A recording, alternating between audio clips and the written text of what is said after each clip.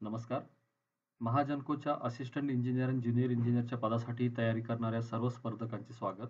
या व्हिडिओमध्ये आपण अ, महाजनकोने जो सध्या ऑफिशियली त्यांच्या वेबसाईटवरती जो सिलेबस डिक्लेअर केला आहे, त्याबद्दल आपण माहिती घेणार आहोत. तर सर्वात आधी आपल्याला त्यांच्या ऑफिशियल वेबसाईटला व्हिजिट करावं लागेल. ते आहे mahajanko.in. त्यावरती आपण लॉग इन केल्यानंतर आपल्याला करियर या पाथवरती किंवा करियर या टॅबवरती क्लिक करावं लागेल. त्यानंतर आपल्याला हा पेज किंवा हे पेज आपल्याला आपल्या समोर दिसेल. त्यामध्ये इथे जर तुम्ही स्क्रोल डाऊन केल्यानंतर latest updates on February 3rd, 2023 at 5:45 PM हे दिसेल. जर तुम्ही आणखी स्क्रोल डाऊन जर केलं तर यामध्ये तुम्हाला त्यांचे जे लेटेस्ट अपडेट्स आहेत, अनाउन्समेंट आहेत, एक्झामिनेशनबद्दल, रिझल्ट्सबद्दल काही डिक्लेरेशन्स आहेत, हे सर्व तुम्ही इथे पाहू शकताय.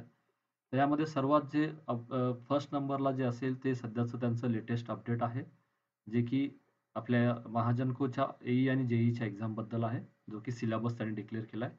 तर इथे तुम्ही वाचू शकताय, the notification pertaining to test structure and professional knowledge syllabus for online test of the for the post of assistant engineer and junior engineer, advertise number 10/2022. याला आपण डाउनलोड केल्यानंतर हे तुम्हाला सिलेबस डाउनलोड झाल्यानंतर नवीन टॅबमध्ये ओपन होईल. त्यावरती तुम्ही पाहू शकता द सब्जेक्ट त्यांनी मेन्शन केला या नोटिफिकेशनचा, syllabus for online test for the post of assistant engineer and junior engineer. त्यामध्ये त्यांनी टेबल फॉर्ममध्ये डिस्ट्रीब्युशन ऑफ मार्क आणि सब्जेक्ट्सबद्दल त्यांनी डिटेल माहिती दिलेली आहे. यामध्ये तुम्ही पाहू शकताय, थोडं याला झूम करून घेऊया. यामध्ये तुम्ही बघू शकता टेबल फॉर्मॅटमध्ये 4 सब्जेक्ट त्यांनी मेन्शन केले आहेत. त्यानंतर नंबर ऑफ क्वेश्चन्स, त्याचे मॅक्सिमम मार्क, व्हर्जन, त्यानंतर ड्युरेशन ऑफ एक्झामिनेशन हे सर्व दिलेलं आहे आणि त्यासोबतच त्यांनी काही नोट पण दिलेले आहेत, त्या आपण पाहूयात. तर सर्वात फर्स्ट सब्जेक्ट त्यांनी मेन्शन केला आहे professional knowledge. Number of question 60 असतील आणि त्याला त्यांनी मार्क 120 अलॉट केलेले आहेत. म्हणजे प्रत्येक क्वेश्चनला 2 मार्क या हिशोबाने.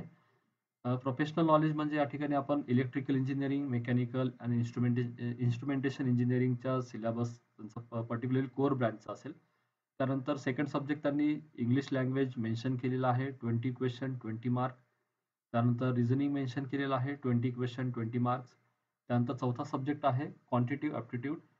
त्यामध्ये पण 20 क्वेश्चन 20 मार्कांसाठी आणि सर्व क्वेश्चन्स त्यांचं मोड असेल ऑनलाईन, ओन्ली इंग्लिश लँग्वेज. आणि या सर्व 180 क्वेश्चन्स, सॉरी 120 क्वेश्चन आणि त्याचे मॅक्सिमम मार्क 180 दिलेले आहेत. त्यासाठी जो ड्युरेशन असेल एक्झामचा 120 मिनिट्स म्हणजे 2 तासाचा ड्युरेशन असेल. त्यामध्ये काही त्यांनी नोट मेन्शन केलेले आहेत. तर सगळ्यात फर्स्ट नोट आहे की each question will have 5 answer choice. म्हणजे प्रत्येक क्वेश्चनला जनरली आपण पाहतो 4 ऑप्शन्स असतात. इथे त्यांनी 5 ऑप्शन्स आहेत असं मेन्शन केलेलं आहे, असतील असं मेन्शन केलेलं आहे. सेकंड नोट आहे no penalty will be impose for each wrong answer. म्हणजे या ठिकाणी निगेटिव्ह मार्किंग नाही आहे असं त्यांचं म्हणणं आहे. त्यानंतर तिसरी नोट आहे difficulty level of aptitude test as well as professional knowledge will vary according to the post. म्हणजे हे जनरली आता 2 पोस्टसाठी हे एक्झाम होणार आहे, असिस्टंट इंजिनियर आणि ज्युनियर इंजिनियर.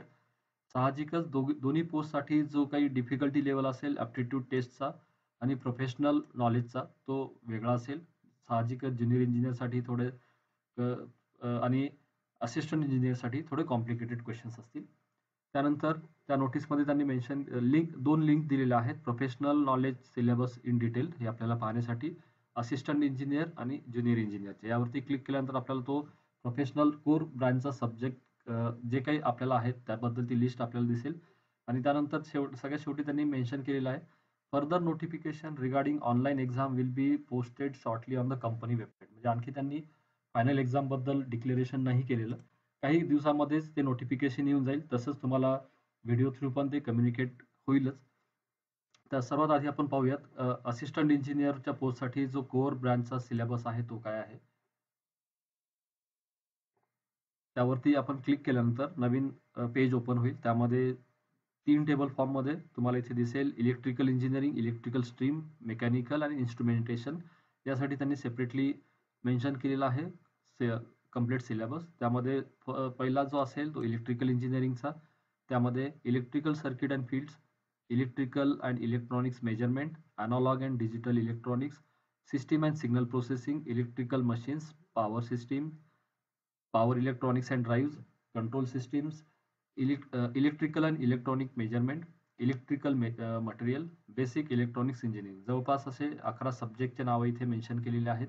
तसेच मेकॅनिकल स्ट्रीममध्ये applied mechanics, fluid machines and hydraulic machines, machine design, IC engine, refrigeration and air conditioning, strength of material, theory of machines, thermodynamics and heat transfer, power plant engineering, renewable sources of energy, engineering materials, production planning and control, inventory control, operation research, manufacturing process, metrology and inspection and vibration. जवळपास 1, 2, 3, 4, 5, 6, 7, 8, 9, 10, 11, 12, 13, 14 टॅबच्या अंदर त्यांनी syllabus दिलेला आहे. जवळपास 14 म्हणजे हे 16-17 subjects आहेत. त्यानंतर instrumentation स्ट्रीममध्ये electricity and magnetism, network signals and system, analog electronics, digital electronics, sensors and industrial instrumentation, communication and optical instrumentation, electrical circuit and machines, measurements, control system, analog and digital circuit, analog and digital communication system, electromagnetism and electronic devices. हा complete core ब्रांचचा syllabus असेल assistant engineer या पदासाठी. तसेच आपण जर junior इंजिनियरचा syllabus जर पाहिला, यावरती आपण क्लिक केल्यानंतर ज्युनियर इंजिनियरसाठी जो कोर ब्रँचचा सब्जेक्ट आहे तो आपल्या समोर दिसेल. प्रोफेशनल नॉलेज त्याला सुद्धा नाव दिलेलं आहे. इलेक्ट्रिकल स्ट्रीमसाठी basic electrical engineering material, DC, AC, machines and transformer, analog circuit, electronics, electrical measurement and measuring instruments, control system, digital electronics, generation, transmission and distribution of electrical power, circuit and network theory, microprocessor, power electronics drive. त्यानंतर मेकॅनिकलसाठी काही इथे थोडासा आपल्याला change दिसेल. काही subjects इथे कमी आहेत. ॲज पर द त्यांच्या नोटिफिकेशननुसार ज्युनियर इंजिनियरच्या पदासाठी थोडा सिलेबस कमी आणि कॉम्प्लिकेशन्स कमी असतील. Applied mechanics, hydraulics and hydraulic machine, strength of material, theory of machine, thermal engineering and power plant engineering, manufacturing process, metrology and measurement. तसेच instrumentation स्ट्रीमसाठी network signals and systems, analog electronics, digital electronics, sensor and industrial instrumentation, measurements, control system, transducer, transistor and OPAMPS, microprocessor and microcontrollers, electronics devices and circuit. हा junior engineer साठीचा syllabus असेल. So I hope बऱ्याच विद्यार्थ्यांनी मागच्या 2-3 महिन्यापासून तयारी चालू केलेली आहे. तर या आता जो फायनल सिलेबस त्यांचा डिक्लेअर झाला त्यानुसार मी सर्वांना शुभेच्छा देतोय. त्यांनी सर्वांनी या सिलेबसचा वापर करून सिलेबस जो दिलेला आहे त्याचा अनालिसिस करून जी आणखी डेट जी डिक्लेअर नाही झालेली त्या डेटपर्यंत व्यवस्थित अभ्यास करावा आणि जशी डेट येईल त्यानुसार त्यांनी एक्झाम द्यावी. त्यासाठी माझ्याकडनं सर्व स्पर्धकांना मनपूर्वक शुभेच्छा. धन्यवाद.